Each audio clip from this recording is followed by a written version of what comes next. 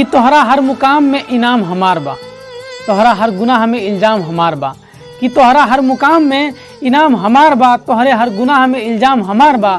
तनी ध्यान से देखो ये करेजा, तोहरे मांग के सिंदूर में नाम हमार बा।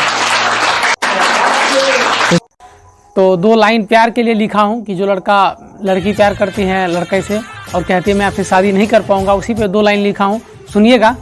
कि ऊ कहलस कि तोहरा से बहुत प्यार करेनी, तो हमू कहनी तोहरा जीवन में हरियाली के बाग लगा देम।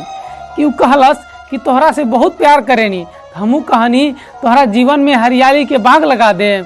ऊ कहलस कि राजा तोहरा से बियाह ना होई, तो हमू कहनी तोहरा दुल्हा के गोली मारे मारो में आग लगा दे। और मैं अपने ऊपर एक टॉपिक लिखा हूँ, तो सुनिएगा ध्यान से आप लोग थोड़ा। बहुत हसीन रहे हमर जिंदगिया, काहे गम के नाता से जोड़ दिहलू। कि बहुत हसीन रहे हमर जिंदगिया, काहे गम के नाता से जोड़ दिहलू।